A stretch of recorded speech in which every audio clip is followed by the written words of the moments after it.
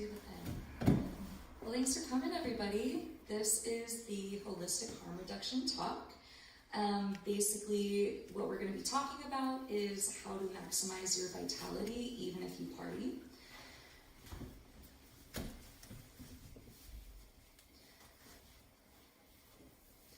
So a lot of what we're going to be talking about today is neuroscience and something I call food science magic, because using nutrients to replenish your brain and body is a science, but it's also a magic. It's an alchemy that we take from the earth and put in our bodies and make magic out of. Before we get super sciencey though, I really want to talk about a past client that I worked with. So when Bee came to me, she had crippling social anxiety. She was dealing with chronic depression. Like her insomnia was so bad, she couldn't even get to work, even though she worked remotely in her home. Her energy was totally tanked, and she had PMDD, so very painful periods. And so, you know, she was stuck in this loop where she didn't have energy, so she would just eat out, and she would spend all this money that she didn't have. The food she was getting was not very nutrient dense, and that contributed more to her anxiety, depression, and low energy, and thus the cycle continued. So when she came to me, she specifically asked for what kind of plant medicine should I take and what kind of supplements should I take. And I basically told her, after looking at her nutrition profile, that it's not possible to do what she wanted with supplements without a foundation, without the fundamentals. And so we started working together and doing nutrition coaching, and within 3 months, which in the relative scheme of things is no time at all, you know, she had her mental health back.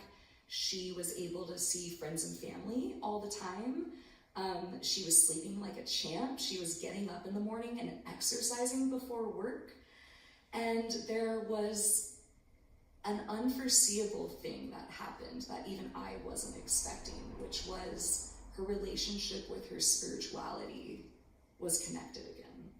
She was starting to have spiritual experiences. And in her words, where she's at now after working with me is the sky is the limit.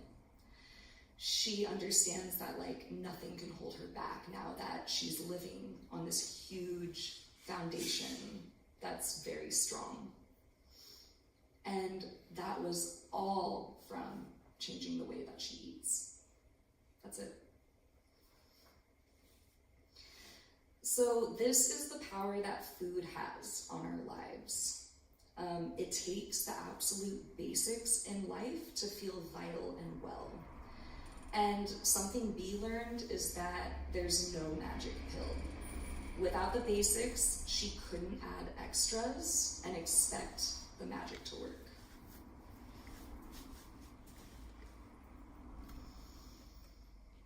So I believe food science magic benefits everybody, and especially people who enter altered states. So a little bit about me is I've built my whole career based on this concept. It's been, you know, decades in the making. A little bit personal about me is I used to struggle with really bad depression, really debilitating anxiety, and I had lifelong insomnia. I just wouldn't sleep as a baby. And then I got, you know, old enough and started living life, and I started dabbling in altered states, and those things would magically go away. But unfortunately, you know, once the altered state would wear off and I would come back to baseline, those things weren't sustainable. I would still fall into depression, anxiety, have really bad insomnia. So I started to ask myself a question: how can I reap the most benefits from this lifestyle and entering altered states while also reducing the harm associated with entering these states. So I really wanted to learn about how the brain works. So I got my bachelor's in psychology. And as I was getting that education, I felt that something was missing from that education. We never talked about food. We never really talked about exercise. It was all just like, what is in the DSM and how are we being categorized, and throw a pill at it. So I wanted to learn more about that missing piece. And once I graduated, all this research was coming out about how food affects our mental health. There's something called the gut-brain connection. So I actually came up to Portland to get my master's degree in holistic nutrition to fill that gap.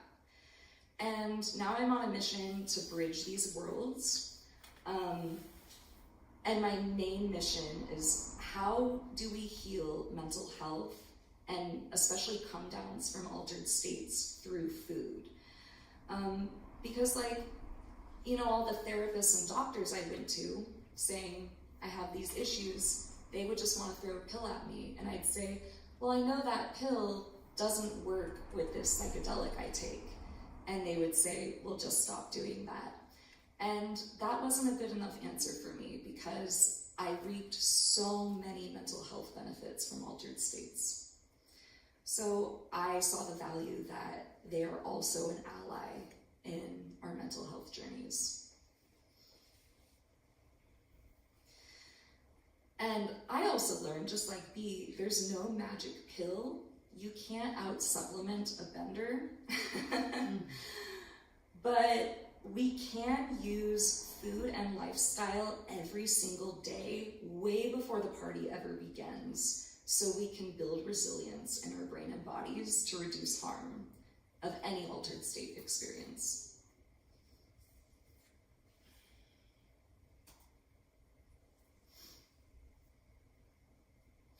So I kind of want to break down the difference between classic harm reduction and something I call holistic harm reduction.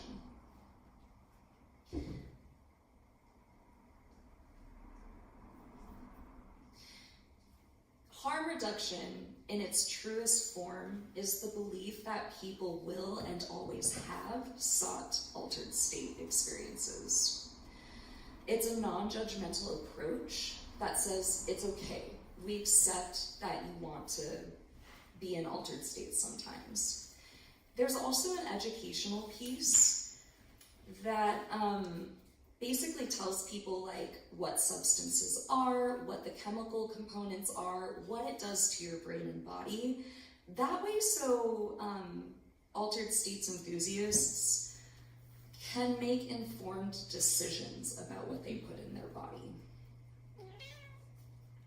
Yeah, cutie. So, on the left-hand side, you'll see classic harm reduction, and I really think about classic harm reduction as being specifically inside the party space. A lot of it is education, so people can make informed choices about the state that they want to be in. These are things like earplugs, safe sex practices, drug testing kits, fentanyl test strips, and safe injection sites. And then I always wanted more out of harm reduction. I wanted to know what to do before and after, not just at the party. So holistic harm reduction in its purest sense is a preventative approach to harm reduction. It tackles prevention of harm and also recovery when harm is done. So these things look like using food and lifestyle to affect your brain chemicals and your organ health, sleep hygiene, lifestyle hacks, exercise, and supplements sometimes, and I'll get to that a little bit later.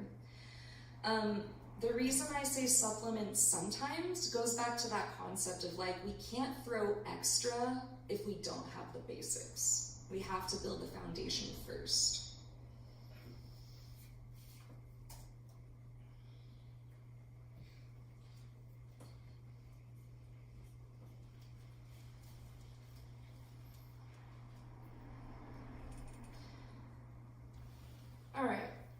So let's start with basics. There's something called the brain reserve, and as you can see, on the x-axis, we have age and habits. So just over time, our brain is always losing its resilience and its health. You know, people get older, they have cognitive decline. However, the lifestyle habits that we engage in also accelerate that decline or build resilience against that decline. So I really want to bring your attention to the white dot at the top. And let's call that, that's where I started, and then I did like a really heavy Molly trip, and then I kind of ended up at the white X afterwards. I feel depleted.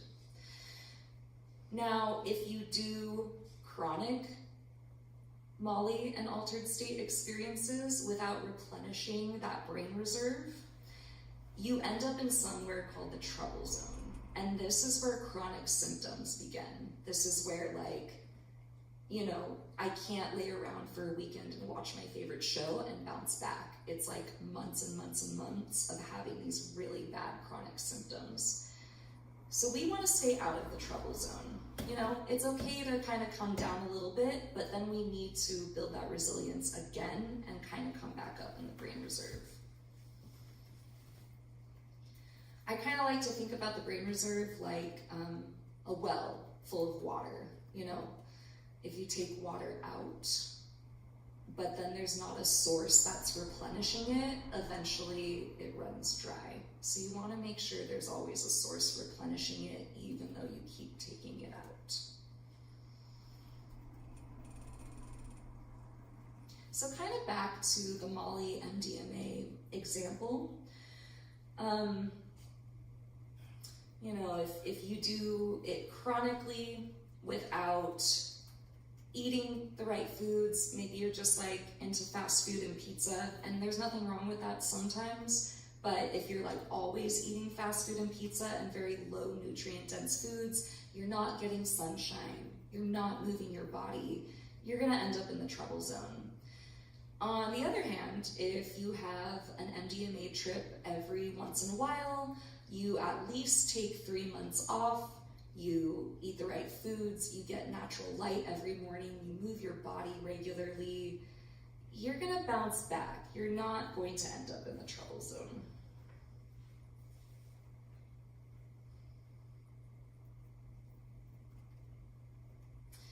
Now, I kind of mentioned just a little tangent about that 3-month break. That, the data's unclear. The popular narrative from Ann Schubert, I believe, the MDMA chemist's wife who founded it, she recommended a 3-month break, and that's kind of the popular narrative. Based on the data that I've read, it can be anywhere between 3 months and a couple years to replenish your serotonin back to its normal levels. So I think that's really important to talk about, that there's a popular narrative, and sometimes the data doesn't agree with that. However, I will say that that narrative is a perfect example of classic harm reduction, where it's giving altered states enthusiasts informed information to make these choices. Now, if we're going a little bit deeper into holistic harm reduction land, that would look more like, you know, exercise, get light, eat the right foods.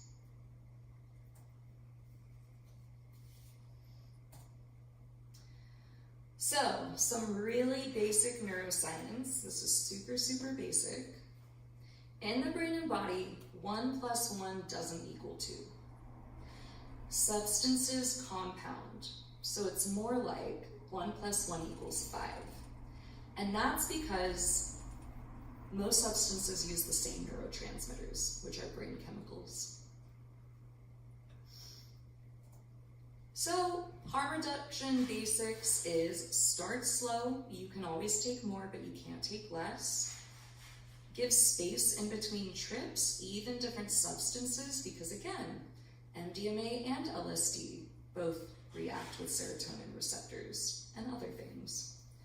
And don't mix as much as possible. So a great example of this, of like very legal substances, alcohol and cannabis both raise heart rate and blood pressure.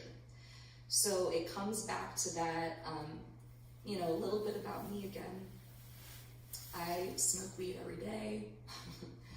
I have had my struggles with alcohol consumption as well. And it got to a point where the older I got, the more I would mix these things, and I would have really fast heart rate and heart skipping beat symptoms, which is really scary. And of course, that got even worse when I would take some LSD and smoke a J. And all this to say, you don't want to be having a good time and consider, like, one, do I need medical attention? And two, is this it? Am I just gonna have a heart attack and this is it? So all substances affect the brain and different organs in a compounding effect. So it's just best to not mix as much as possible from a harm reduction perspective. Oh yeah, there we go. All those uppers really affect the heart.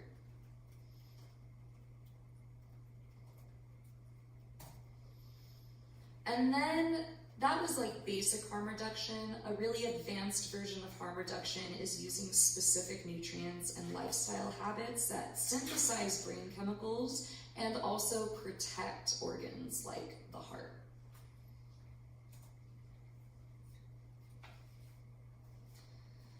All right, let's get into brain chemicals, otherwise known as neurotransmitters 101. So the main neurotransmitters we're going to talk about today is dopamine, serotonin, GABA, norepinephrine, and B vitamins. B vitamins are not a brain chemical, they are a vitamin, but they're so important for brain health and nerve health and whole nervous system health.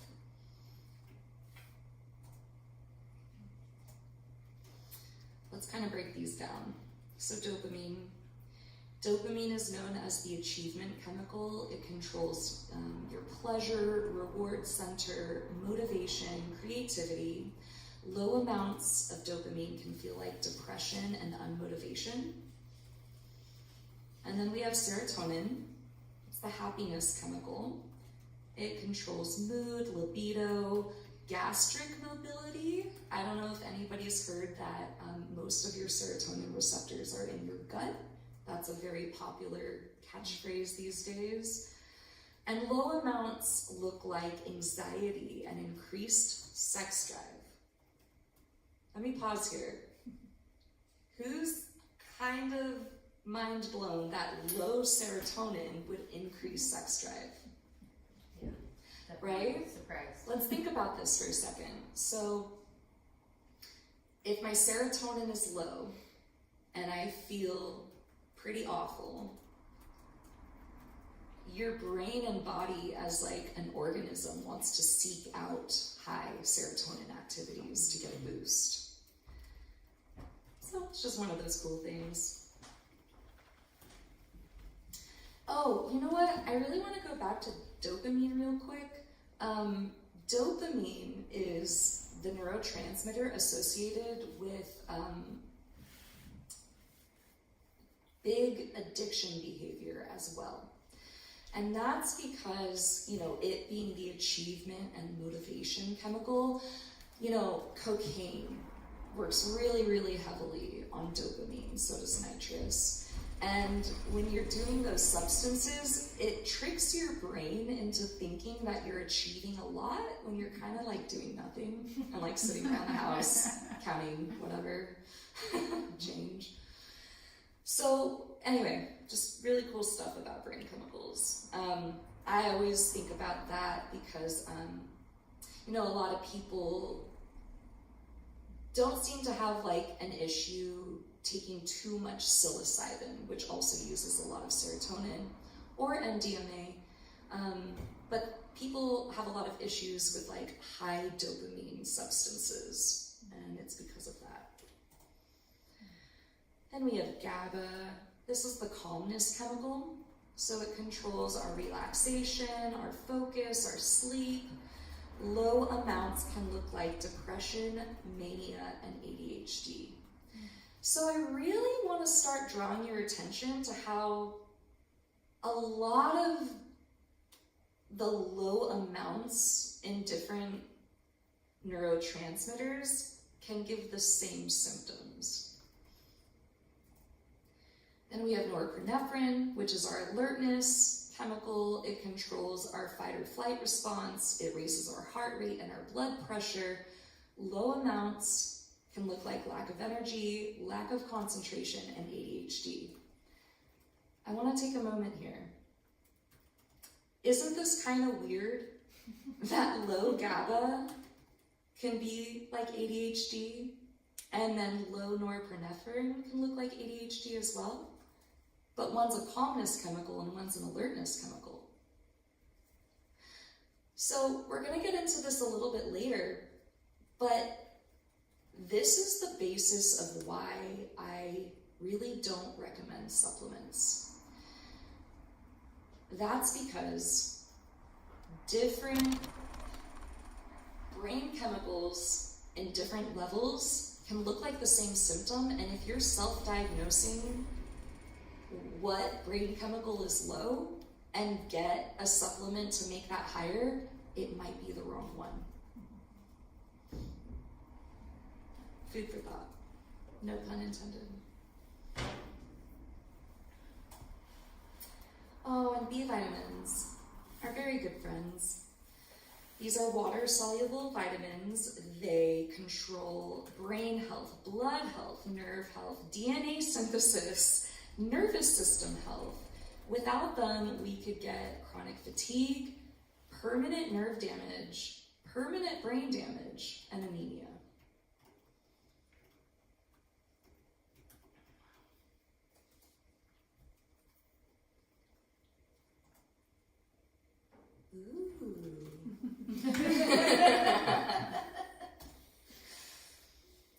This is what your brain chemicals look like on a really fundamental level.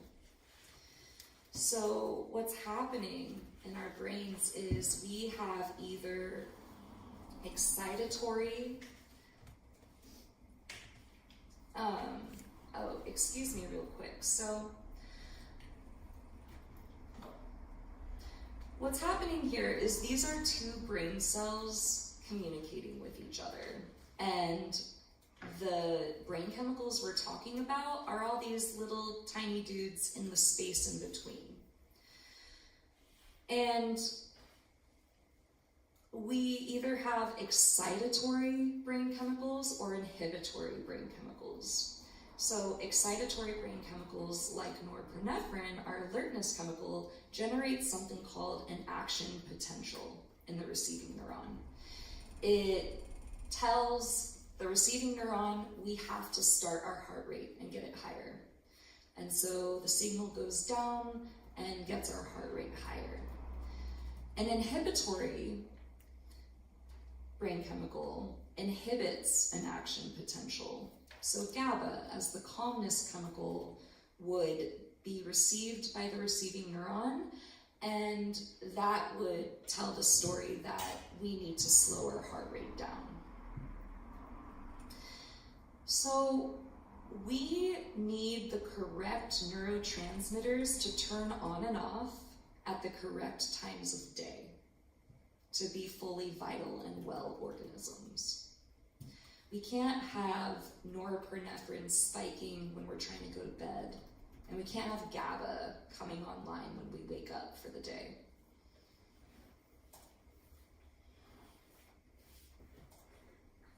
Ooh, drugs and neurotransmitters.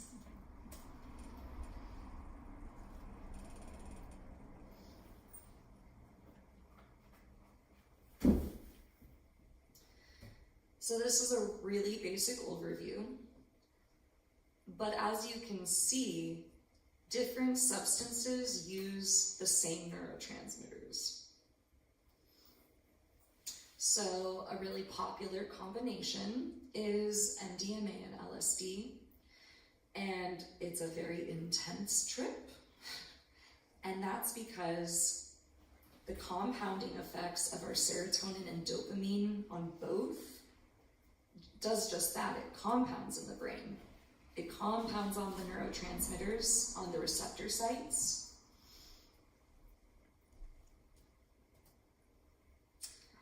So this is your brain on MDMA, excuse me. As you can see in the normal synapses, there's, some serotonin, some dopamine. In the synapses treated with MDMA, there's a lot more.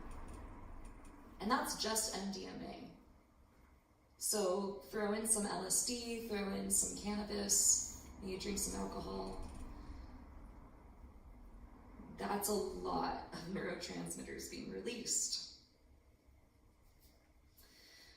And the thing is, there's a limited amount of receptors. So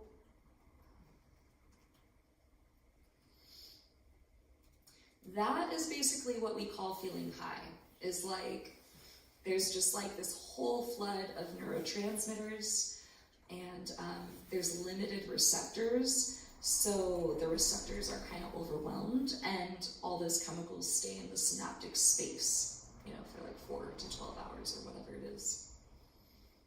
And then, eventually over time, the receptors take in all of the neurotransmitters, and that's what we call the come down, is it feels so good to have like all those chemicals in that space, and then when we kind of go to baseline or back under, that doesn't feel good anymore. So I hope at this point, we'll do some Q&A afterwards. I just wanted to see the last slide. Oh, sure. That's okay. Thank you. There you go. Thank you so much.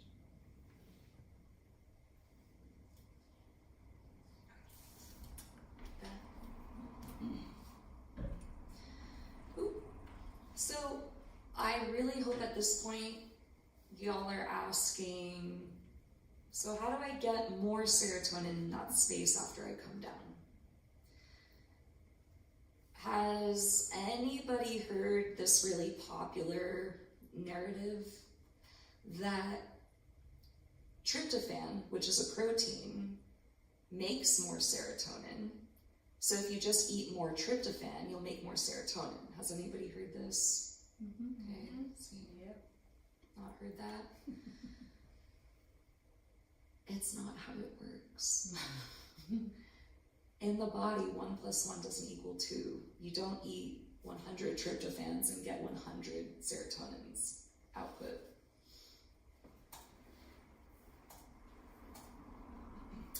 Food does create happy brain chemicals, though. So tryptophan does make serotonin. It is the building block of serotonin, let's say. Tyrosine is the building block of dopamine. So high tryptophan foods are, a lot of protein animal-based sources are really high in tryptophan and tyrosine. And then, of course, I have the list of the plant-based sources as well. But I want to bring your attention to the right side of the screen where we can see, okay, we ate some tryptophan, and then we come across this orange bar called the blood-brain barrier. And then tryptophan gets in through a transporter protein, and it is changed into all these different chemicals that eventually make serotonin. So what is the blood-brain barrier? It's this really ancient security mechanism that keeps our brain safe from toxins and harmful invaders. Most compounds and chemicals can't freely cross the blood-brain barrier, and it's built that way by design, because if anything could get into our brain, we would have never gotten here, right? Evolutionary wise. So most chemicals and compounds rely on a transporter protein to enter the brain. Tryptophan and tyrosine are known as large chain amino acids. They're very big chemical structures. A lot of other proteins are much smaller. So tryptophan and tyrosine in particular definitely don't have free access to cross the blood-brain barrier, and that means they run into a lot of competition at that barrier to bind to the limited transporter proteins. Because there's only so many transporter proteins.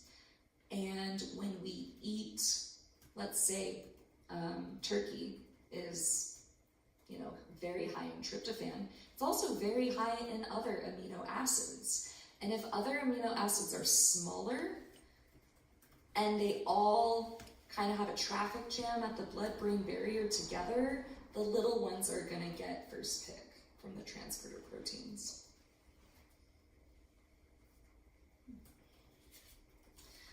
So let's make some serotonin then. Oh yeah, so we talked about the turkey.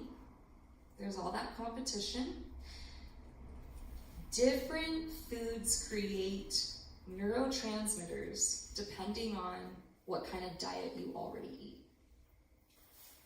So whether or not you're a meat eater or a vegetarian and vegan. Let's start with meat eaters. So meat eaters generally have a lot of tryptophan and other amino acids circulating in their body at any given time because they're eating meat pretty regularly. And that means there's high amino acid competition at the blood-brain barrier. And that means less serotonin synthesis. I really want to drive this point home because when I learned this blew my mind. Because we hear of all these fad diets, keto, paleo, those are very high meat intake. And they all say like, oh, it cured my depression and anxiety. Probably through other mechanisms it does, but studies show that those diets are not making more serotonin. Instead, to make more serotonin as a meat eater, you need to eat more complex carbohydrates. That way you lessen the competition of the amino acids at that site. It's easier for tryptophan to bind to the transporter proteins and enter the brain, and you synthesize more serotonin. So the trick is to eat a high protein diet and a high complex carbohydrate diet in the right order, especially if you're going to do something like MDMA. So 1 to 3 days before rolling, you want to eat high tryptophan foods, so you can eat your normal protein foods. And then 1 to 3 days after, you want to eat more complex carbohydrates. And it should be noted, we're not talking about, cake and ice cream as carbohydrates. We're talking like quinoa and beans and green leafy vegetables.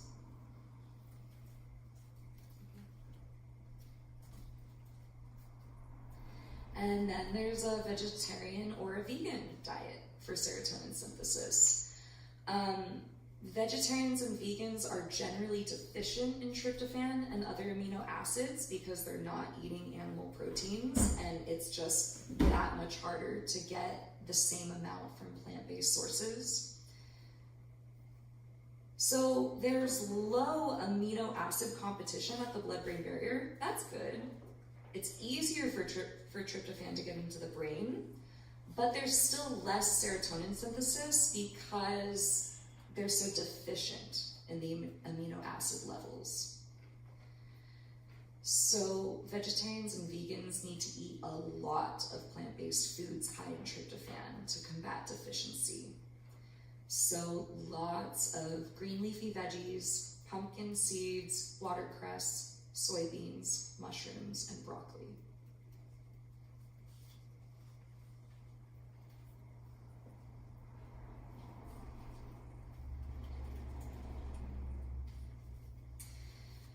But then, of course, there's more to...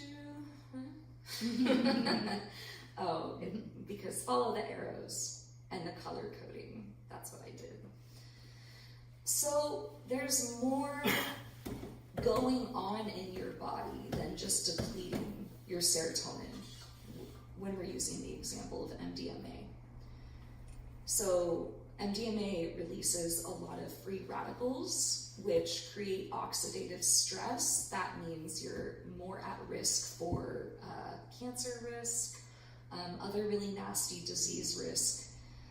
So you want to eat a lot of antioxidants. There are those green leafy veggies, I see a theme, dark berries, garlic, citrus, and in particular, one of the best antioxidants we have is something called alpha lipoic acid, which you can find in a supplement. You can also find in all these beautiful plant-based sources.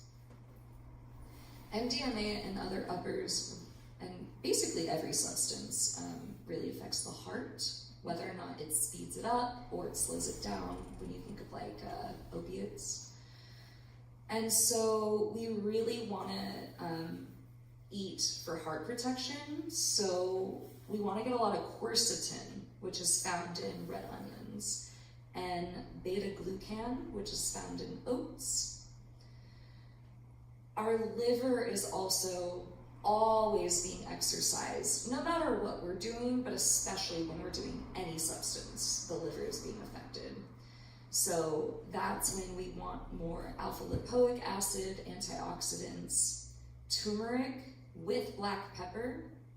That's really important because people have like turmeric supplements or tea without black pepper, and it's black pepper activates the ingredient that you want, which is curcumin. So you have to have it with both. And kale is a really potent antioxidant and liver protector as well. And then we kind of come back to the brain health. Again, it's more than just the neurotransmitters. We need to have a lot more omega-3 fatty acids. So we can find that through fish or the alpha lipoic acid, things like chia seeds and flax seeds also. And then we also want to douse our whole system in anti-inflammatory effects and boost our immune function, because all those free radicals that were released are creating more inflammation, which creates more disease, and it also really tanks the immune system. So things like olive oil and everything above that I mentioned.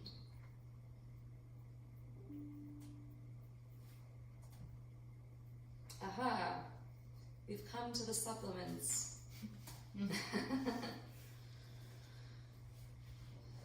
Okay, so from a neurotransmitter perspective, a neuroscience perspective, both dopamine and serotonin create happy feelings. So it comes back to that self-diagnosis. Am I feeling depressed because my dopamine is low or because my serotonin is low? Well, if I hear the popular narrative on TikTok that it's just low serotonin and I go get tryptophan supplements, but maybe it was actually the dopamine that was low, you're not gonna fix that symptom.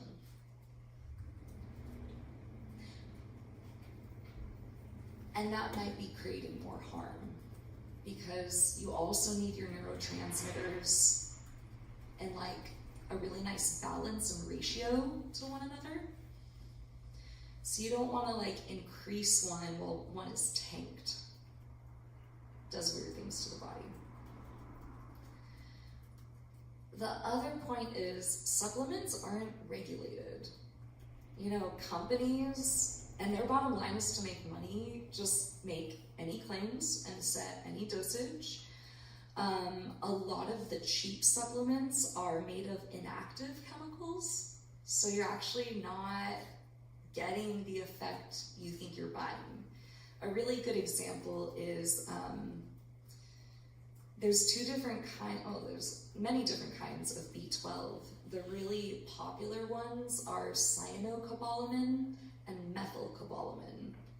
Methylcobalamin is the active form. It's going to work in your body. Cyanocobalamin really doesn't have a lot of research backing it that it does anything. But it's cheaper, and that's the one people are buying. And also there's absorbable forms of molecules and other forms of molecules that aren't super absorbable. So again, even if you're taking a lot and it's not being absorbed, it's not going to do anything to your body. There's also comorbid factors to consider when supplementing safely. So thinking about what other medications are you taking and other supplements are you taking and the time taken. So a really scary syndrome is serotonin syndrome. And this is what happens when people pre-game with 5-HTP because they know they're going to be depleted after a Molly trip. But they do it before the Molly trip, and then when they take the Molly, too much serotonin goes into the synaptic cleft, and it could be deadly. But there's so many other combinations that, one, people aren't reading the little, booklets that come with their medications that say, here are all the interactions with every single thing. There's also a lot of things we just don't know. Everybody is different. Some people have seizures on psilocybin. Maybe your body is going to have a bad reaction. So there's supplement contraindications, which is what I just mentioned. There's also that question of, is my self-diagnosis correct based on my symptoms? And my question as a nutritionist psychologist, which I can't find, which really freaks me out, is can 5-HTP or tyrosine or any of these neurotransmitter supplements, can they freely cross the blood-brain barrier? I can't find that data, and it really scares me. So that's my question. The research inherently is unclear on efficacy. But what is clear is that the body makes neurotransmitters through food, movement, and lifestyle. We've done this since the dawn of time. This is how we're alive.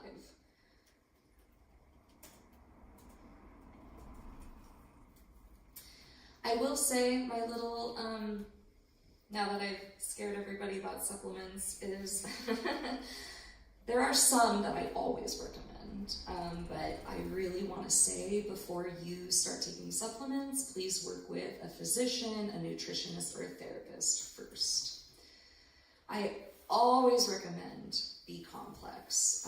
They're safe, they're water soluble, they're not going to be stored in your liver or any weird spot in your body. They're just going to peed out if you're taking too much. But again, it's like if you're going to supplement with B12, you have to take the active form, which is methylcobalamin. If you are a vegetarian or a vegan and you like nitrous or alcohol, always, always, always, every single day of your life, take a B-complex with the right B12, because you are at way more risk for chronic B12 deficiency, and that's not good with those substances. A lot of people like to take melatonin, especially in the festival sphere, and melatonin isn't safe. It's freely on the market in the United States, but in other first world countries, it's not. It's not a safe supplement because if you're always putting fake melatonin into your brain and body, let me back up. Melatonin is a naturally occurring hormone in our body. And if you're putting a fake hormone in your brain and body, which is usually, hundreds of times the amount of the normal hormone that you would synthesize, you're teaching your brain to stop synthesizing that hormone. And if anybody knows anything about hormones, hormones are so important for every single system. If those get out of whack or one stops doing the thing naturally, that's just not a good thing for your overall vitality. So, the safer alternatives to supplements, in particular melatonin, is lifestyle. So for serotonin, I always go with the 4 S's: sun, sex, sleep, and exercise, which is not an S. I know. But there's so many sounds. It sounds so S-y. So with sun, get at least 15 minutes of sun exposure daily. This is going to boost morning serotonin levels. You're going to get that alertness, that happiness. It also regulates the sleep-wake cycle. So serotonin and melatonin that I was just talking about work in tandem together. When one comes online, the other gets the message that it's time to stop. And so it's really important to get the right boost of serotonin in the morning to tell your melatonin to stop for the morning because it's going to make you sleepy. But it also sets an internal clock in your brain that lets melatonin know when bedtime is later. Sex is an excellent way to get a serotonin boost. As we saw earlier, if you're low on serotonin, you're going to want more sex because your body is seeking serotonin boosting behaviors. And then sleep is just so good for serotonin repair. As I mentioned, it works in tandem with melatonin. And exercise, you'll notice this about all my content and also on the dopamine side. It's just seriously the best thing you could do for your body and brain. It builds the most resilience. Evolutionarily, we were always walking, squatting, running, hunting, and now we sit in office chairs. We are evolved to move, so get daily movement. And then on the dopamine side, I recommend exercise, particularly at least 4 times a week. You want to breathe hard and you want to work up a sweat. It's different for women during different times in their cycle, but I can't get into that right now. You want to complete easy tasks if you need a dopamine boost, and that's because dopamine is the motivation chemical. And a lot of people think, well, I'm not feeling motivated, so why should I do the action? And studies show that the motivation feeling follows action. So even if you're feeling really low after a party weekend, just make your bed and do the dishes, and you'll start to get that boost, and you'll start to feel better. And cold exposure is a really great way to get a dopamine boost. You can do cold showers for 15 seconds to 2 minutes daily. And breath work is also very potent for dopamine. I really like the Wim Hof method. He has an app. He also does cold showers. So if you're ready to take your awareness of your own practice to, live your most vital life, even though you party, I really recommend getting the Molly meal plans. I wrote this book. It's an ebook. Get it?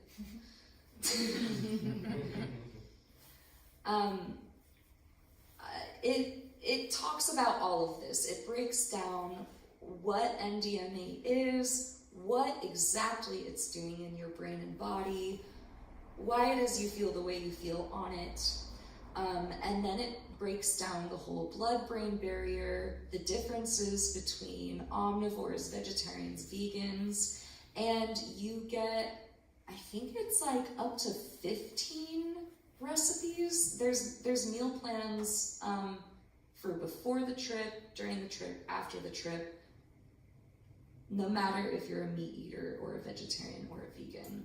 There's also meal plans for home trips, for music festivals or camping when you need like more functional, non-perishable foods. So I really recommend checking that out.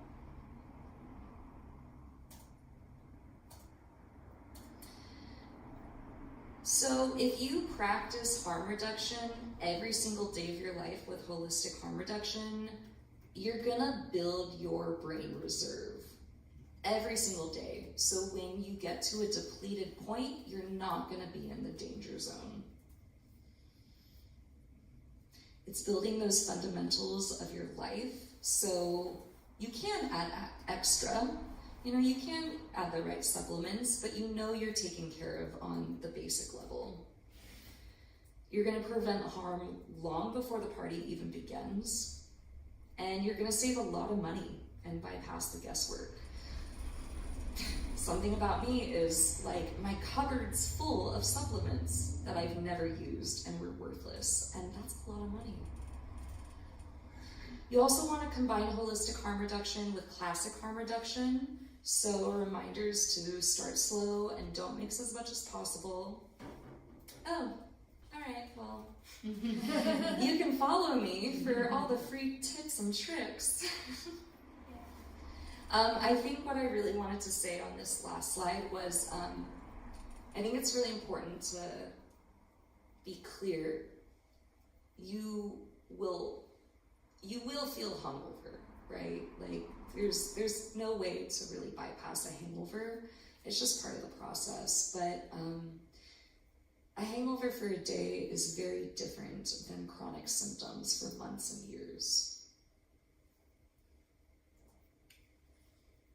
Follow me. Does anyone have any questions?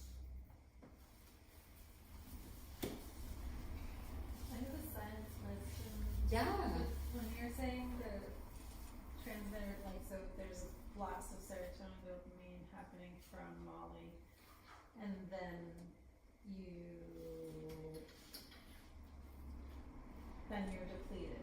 So why does it go from overload to, like, is it just a reaction of depletion because it's less than that mass, or do you actually go below what you were getting before because you got that mass? Mm-hmm. Yeah, that's a really good question.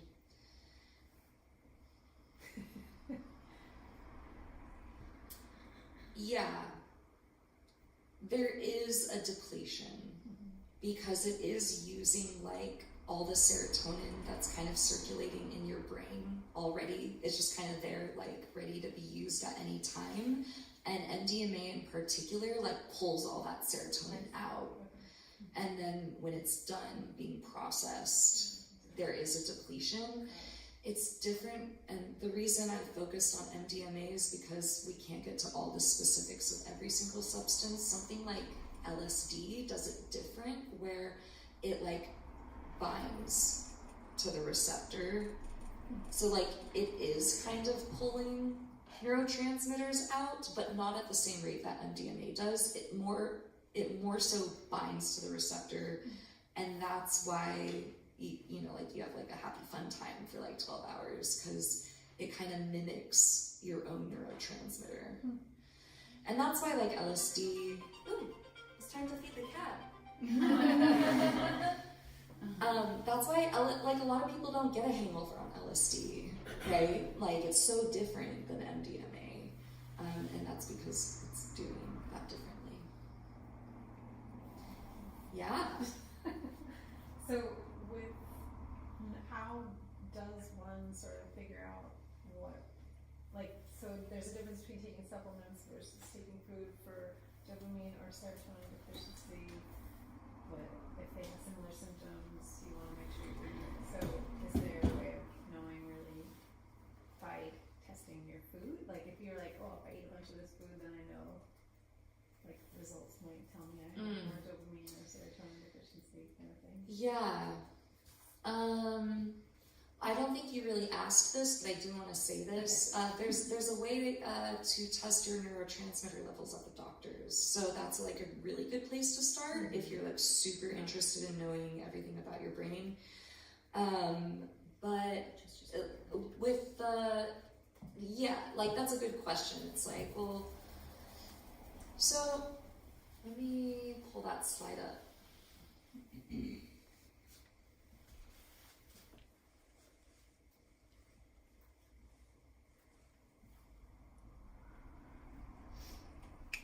Okay. See how there's a lot of overlap between high tryptophan and high tyrosine foods? Like pumpkin seeds, soy, animal products. I have a whole master's degree in food, right? And ultimately, the bottom line that they taught us in my program was just eat lots of quality real food all the time and you'll cover all your bases. And that's kind of the bottom line to this message as well, is like, if you just eat quality real foods every single day of your life, your neurotransmitters are going to be in like the right ratios eventually, and you're not going to have to worry about like which one's super low and which one's, high. Does that answer your question? Yeah, kind of. I mean, I'm not really sure exactly what my question was, so that's helpful. I heard your question as like, well, if low dopamine and low serotonin is the same symptom, and I shouldn't take this supplement because that can harm my body if I'm self-diagnosing, then what foods should I eat if I'm self-diagnosing? All of them. But it's all this big Venn diagram with the way the foods, I want to pull up another one. Well, I mean, you guys saw how often green leafy veggies came up on a list for the health benefits. Yeah, just eat good quality food every single day. Well, and with those whole foods, there's going to be a wide spectrum of all of this stuff in there, including minerals, right? So, like, Yes. you didn't touch on minerals too much, but I have a couple questions about the supplements. And I totally agree with your perspective, and I went down the gamut too, bought everything, and I was like, why am I not feeling better? I'm taking everything. Couple questions there. It's like food-based supplements obviously would be great because they're absorbable. Like my example would be like oysters. I can't eat oysters all the time, but I can take oysters for zinc and copper and other things that I might not be getting in my diet, and that's like more absorbable. Do you recommend, like, if you were to recommend supplements, like food-based supplements, would probably beef liver or like oysters would probably be like more recommended, right? And like food-based B vitamins, right? Because I'm on a B vitamin that's like Synergy, that's like food-based and potentially more absorbable. Yeah, I also, I think ultimately what I recommend with supplements is just work with a professional to get the idea of what your nutrition profile is, so you know like actually what path to start on.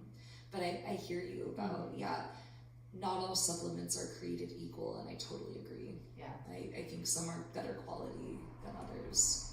It's just hard to know which ones are good marketing and which ones are actually good quality. Right. It's really hard to know.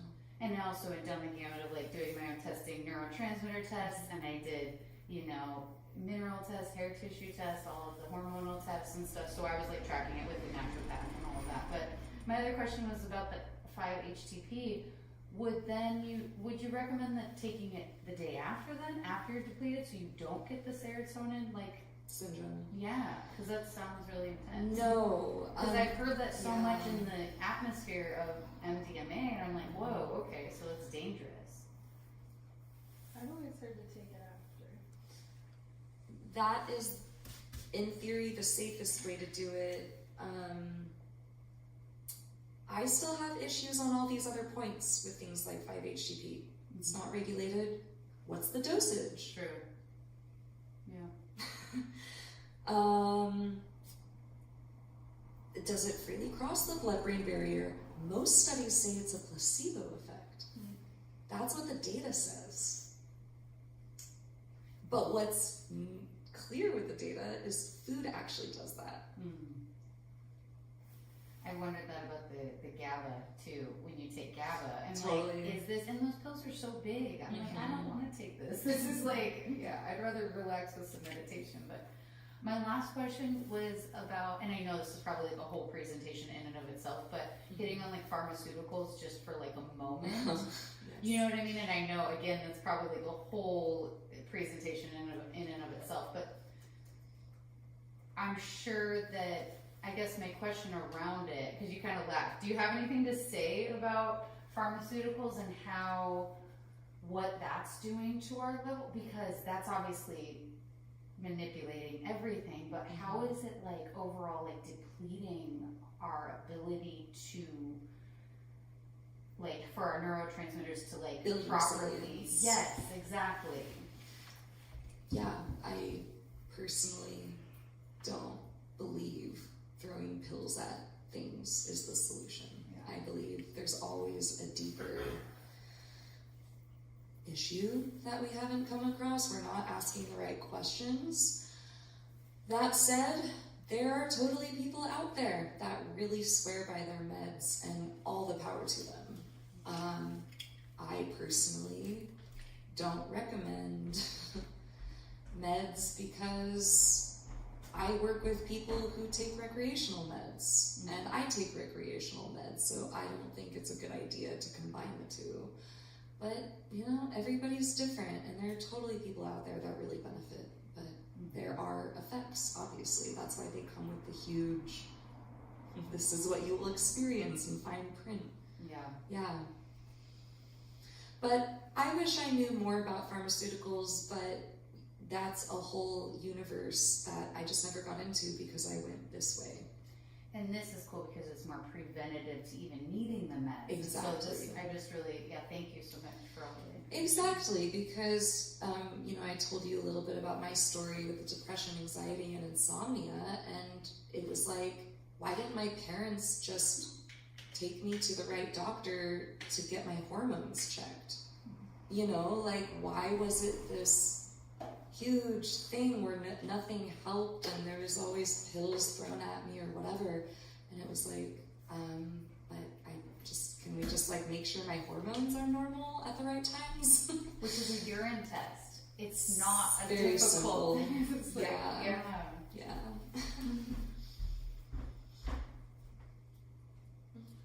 Any perspectives you want to share on things like different blood types or whatnot means you're better with a meat diet versus a veggie diet? The It doesn't have to be that blood specific, type but diet. just in general, the variability in diets by genetics or whatever it might be.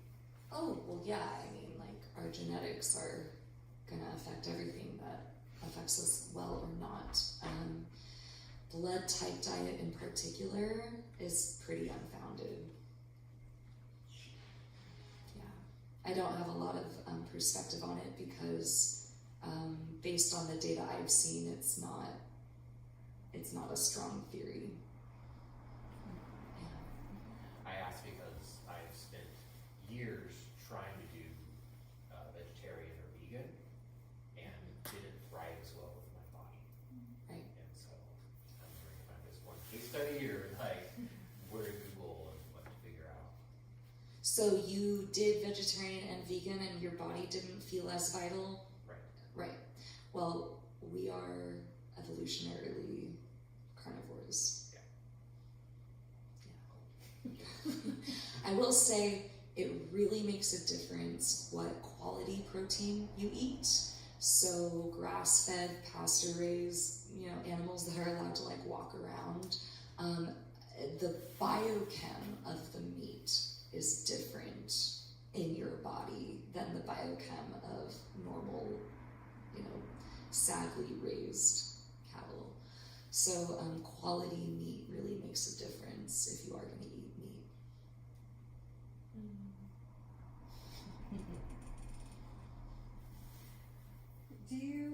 Is it easy to sort of share some of the, like, what foods help with GABA or what foods help with norepinephrine? You took one of those ketamine cards. Yeah. Okay. It's right there. Okay. And is it, so the cards say the neurotransmitter that's associated with it, or just? Yeah, it should. It Okay. should say like dopamine activator, GABA activator. Yeah. Yeah. And then my long-term goal, which is a lot of work, is to write a book for every substance. So I have the MDMA one now. That's what I'm promoting, but eventually I think I'll do nitrous next because that's a particularly harmful addictive substance and very depleting in a lot of ways. So that's my goal.